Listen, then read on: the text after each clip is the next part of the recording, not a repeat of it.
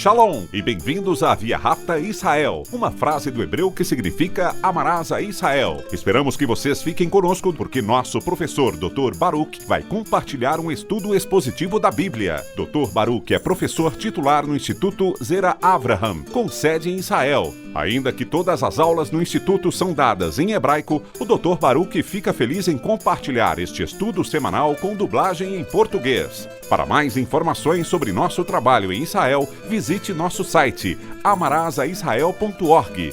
Fiquem agora com o Dr. Baruch e a aula de hoje. Are you thinking correctly when it comes to your life? Quando se trata de sua vida, você pensa corretamente?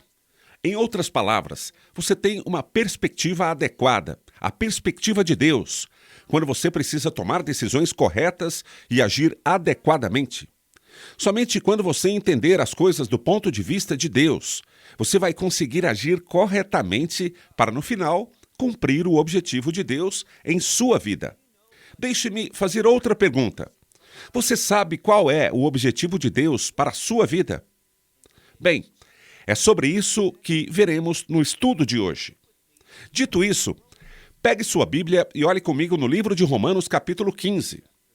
Repetindo, Romanos, capítulo 15. Neste primeiro versículo, serão considerados dois grupos de pessoas.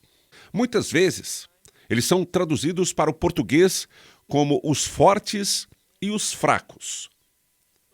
Mas se olharmos cuidadosamente para essa palavra no idioma original, ela tem mais a ver com os que estão preparados, os que são capazes e os que não são capazes, que não conseguem fazer algo. E isso realmente tem a ver com maturidade.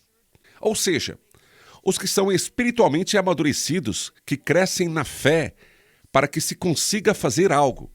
Paulo vai dar algumas instruções muito significativas, instruções que correspondem com a revelação da lei. Sendo Paulo um judeu, sendo um fariseu, ele estava mais familiarizado com a Torá. Ele entendeu o que a lei de Deus revelou, como também a bondade da lei de Deus, para que pudéssemos, de fato, cumprir o objetivo da razão pela qual Deus nos criou e pela qual o Messias nos salvou. Assim sendo, olhe para o primeiro versículo, Romanos, capítulo 15, versículo 1. Nós lemos aqui: mas nós, que somos capazes, devemos. Então, Paulo está falando com aqueles que provavelmente, na sua Bíblia, está escrito que somos fortes, devemos. E ele fala sobre o que devemos fazer. E fazer o que devemos fazer nos exige que pensemos corretamente. Ele vai nos dar uma perspectiva correta para que possamos ver as coisas adequadamente e saber o que devemos fazer para cumprirmos nosso objetivo.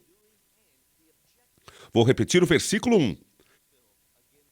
Mas nós, os capazes, devemos as fraquezas dos que são incapazes, nós devemos suportar. O que isso significa? Existem os que são fracos, os que não são capazes, os que carecem de alguma coisa, e nós devemos suportá-los. O que significa a palavra suportar? Ela significa apoiar, ajudar, ou creio que essa explicação provavelmente é muito importante, que precisamos compensar o que está faltando neles. Não é porque eles são rebeldes, não é porque não amam a Deus. Eles precisam crescer. Como veremos daqui a pouquinho, eles precisam ser edificados. Portanto, em vez de afastá-los, de repreendê-los por não serem capazes de fazer o que precisa ser feito, nós somos chamados a suportá-los, a tolerar suas inadequações, não apenas aturar, mas ajudá-los, usar essa situação para ajudá-los a crescer e amadurecer, para que no final o objetivo seja cumprido. Então, vamos para o versículo 1. Mas nós, que somos capazes, devemos as fraquezas dos que são fracos ou incapazes, nós devemos suportar. E veja o final do versículo 1. E não a nós mesmos. E isso é importante porque nos textos está sendo enfatizado para nós que não devemos. agradar a nós mesmos. Então, não se trata sobre mim, não se trata de satisfazer os meus desejos, as minhas necessidades, que as pessoas me veem de maneira que quero ser visto.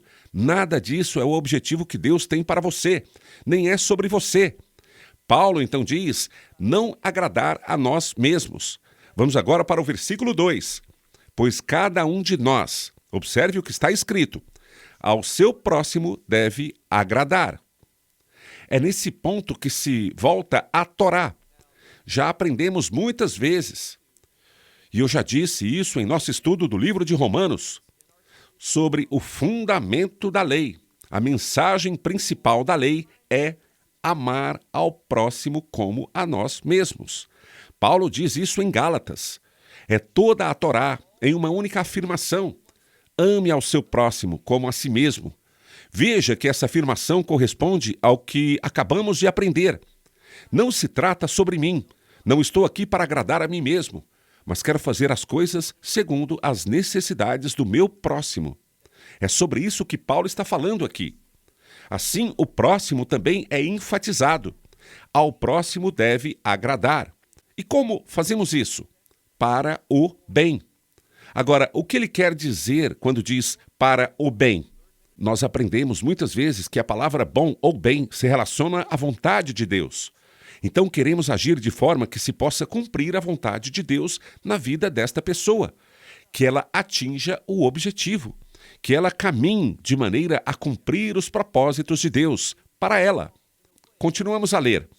Para o bem, para a vontade de Deus, para, veja agora algo muito importante, para edificação. Isso significa que essas duas coisas andam juntas. Nós precisamos nos preocupar em ser uma influência edificante da vida dos outros para que o bem, ou seja, a vontade de Deus, se realize na vida dessa pessoa, que ela cresça e que tenha mais maturidade. Por quê? Bem, eles são aqueles que foram incapazes, que foram impossibilitados de fazer coisas. Nós queremos mudar isso e ter certeza de que eles sejam capazes, que eles se tornem, como dizem outras Bíblias, fortes, para que possam ser uma fonte de edificação para outros. É disso que Paulo está falando nestes 2 primeiros versículos. Olhe para o versículo 3, onde vemos um exemplo. Não apenas um exemplo, mas o exemplo. Por quê? Porque se relaciona ao nosso Messias Yeshua. Uma das coisas que precisamos ver sobre o Messias é que, geralmente, isso é especialmente verdadeiro nos evangelhos, que quando se fala de Cristo, geralmente se fala de 2 possíveis maneiras.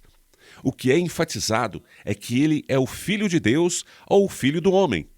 Ou se enfatiza a sua divindade, o Filho de Deus, ou a sua humanidade, o Filho do homem.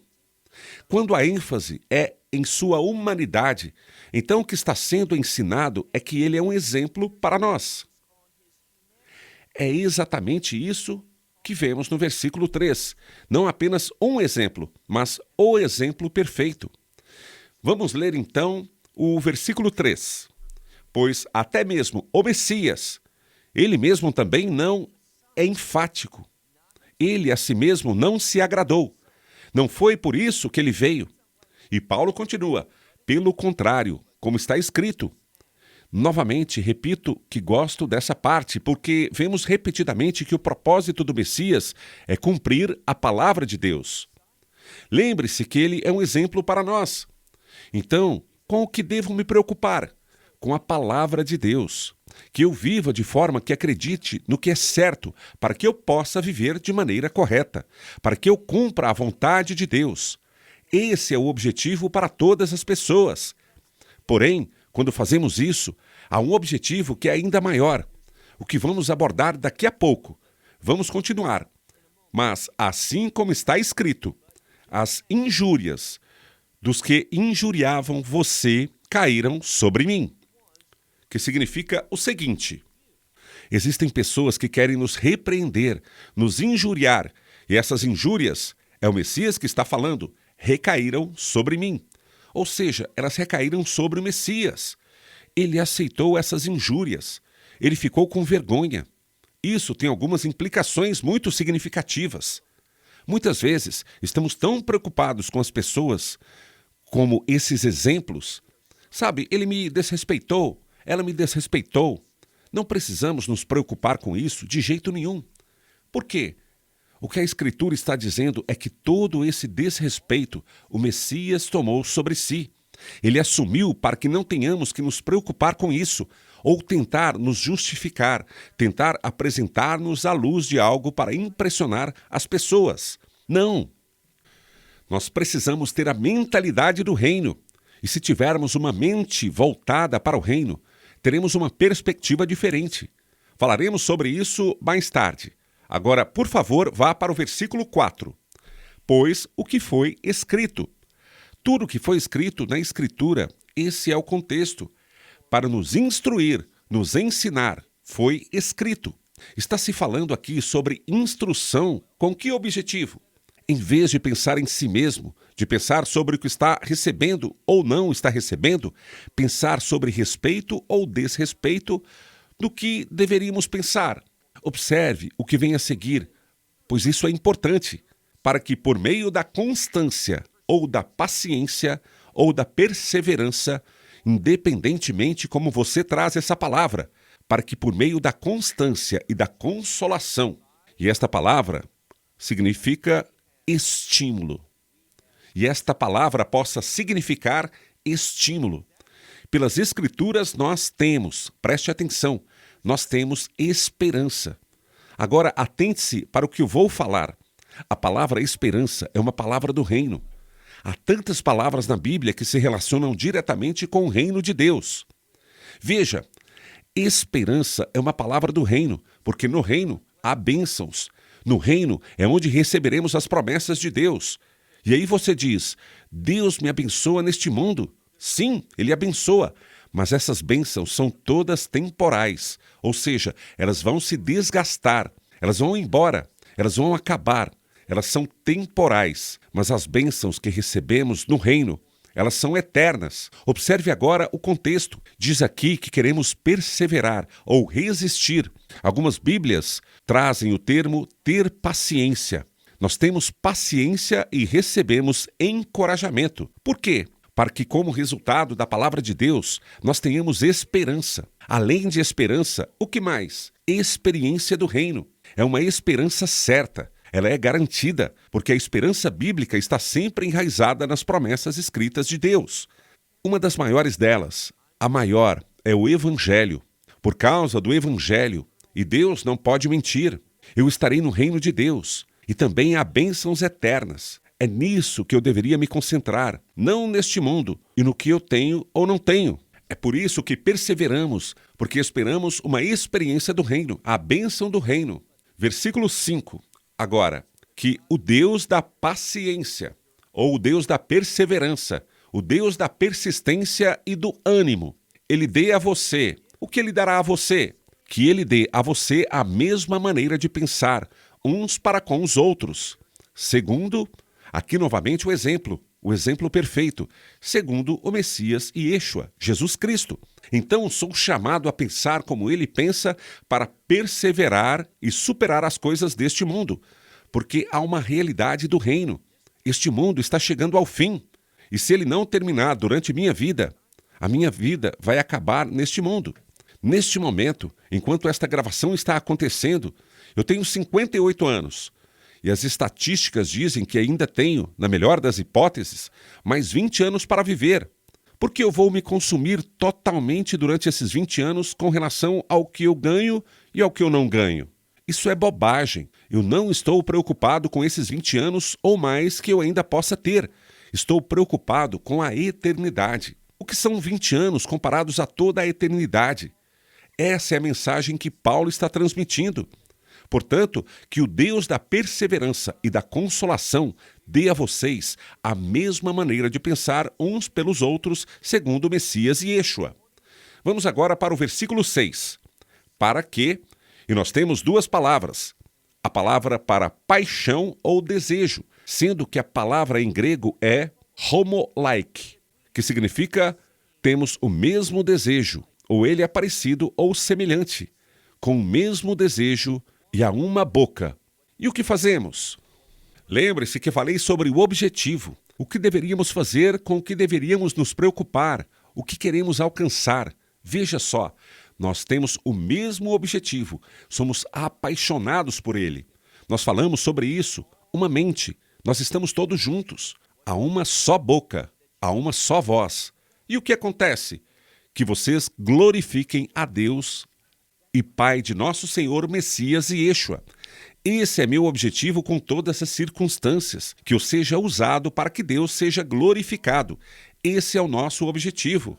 Não importa o que eu ganho, o que eu não ganho, o que eu perco, o que recebo, nada disso é importante. Não importa se sou respeitado, desrespeitado, honrado, desonrado. Não faz nenhuma diferença o que as pessoas fazem, o que pensam de mim, se no final eu me comporto de forma que Deus seja glorificado.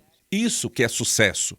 Então não pense em sucesso como que tamanho é minha casa, se meu carro é muito caro, que tipo de roupa estou vestindo, se elas são de marca ou não. Quanto dinheiro eu tenho em minha conta bancária, se tenho grandes investimentos. Não é isso que é ter sucesso. Essas coisas acabam por si só, elas não são boas nem ruins, e podem ser também usadas para a glória de Deus. Mas o que é importante é, será que estou agindo, fazendo algo que traga glória a Deus? É isso que é importante. Agora, versículo 7. Portanto, aceitem-se. É assim que fazemos, é assim que nós o glorificamos. Portanto, à luz do que foi dito, em outras palavras, portanto, aceitem-se uns aos outros, assim como também o Messias aceitou. Na versão dos textos receptos, está escrito, nos aceitou. Na versão de Nestle Aland, acho que ele diz, aceitou vocês. É uma pequena mudança, mas que precisa ser percebida. Ele diz aqui que nós aceitarmos uns aos outros, assim como o Messias nos aceitou, ou como ele aceitou vocês. Para quê? Para a glória de Deus. Paulo quis dizer que há uma relação intrínseca entre se cumprir a vontade de Deus e a glória de Deus. O Messias veio a este mundo com um propósito, o de reconciliação, para reconciliar a humanidade pecaminosa com um Deus santo. E ele fez esse trabalho com perfeição. Deus confirmou esse trabalho perfeito, ressuscitando-o dentre os mortos. Quando nos reconciliamos com Deus, ou seja, quando se cumpre a sua vontade em nossa vida, existe uma unidade. Nós estamos num relacionamento de aliança e Deus é glorificado. Versículo 8. Digo, pois, que o Messias Yeshua se tornou servo da circuncisão. O que é a circuncisão? É o povo judeu. Ele veio servir o povo judeu, em nome da verdade de Deus. Por quê? Para confirmar as promessas feitas aos pais. Os pais aqui se referem aos patriarcas Avraham, Yitzhak e Yaakov. Abraão, Isaque e Jacó. O Messias veio porque havia uma promessa. Da semente de Abraão viria uma promessa. E essa promessa foi de Abraão para Isaque, e não para Ismael, e de Isaque para Jacó, não para Esaú, e depois para os filhos de Jacó. Esta é a circuncisão. É uma circuncisão que deveria levar o Evangelho e compartilhá-lo com o mundo para que os propósitos de Deus possam ser cumpridos. Então o que vemos aqui é o Messias. Ele se tornou um servo de Israel em nome da verdade de Deus. Esta aliança que foi feita com Abraão, para confirmar as promessas que foram feitas aos patriarcas. E o que isso vai trazer como consequência? Observe agora que há uma grande mudança no versículo 9. A ênfase no versículo 8 é circuncisão, o povo judeu, mas através de Israel, dessa nação que surgirá da semente de Abraão. Qual será o resultado? O propósito, a promessa, foi que todas as nações seriam abençoadas. É sobre isso que Paulo vai falar no versículo 9. Vamos lá. Mas as nações, pela sua misericórdia, existe uma relação intrínseca entre a misericórdia e o Evangelho. Nós recebemos a misericórdia de Deus. E podemos dizer isso de outra maneira. Nós recebemos a graça de Deus através da mensagem do Evangelho. E esse Evangelho foi lançado neste mundo pelo povo judeu. Dessa forma, Paulo diz, as nações, ou os gentios, do jeito que você quiser traduzir, pela sua misericórdia. E o que essa misericórdia produz? Glorifiquem a Deus, assim como está escrito. Sempre é sobre Deus ser glorificado, assim como foi escrito. Por causa disso, eu te confessarei, eu reconhecerei você entre as nações, e seu nome cantarei. Este trecho faz parte de um salmo.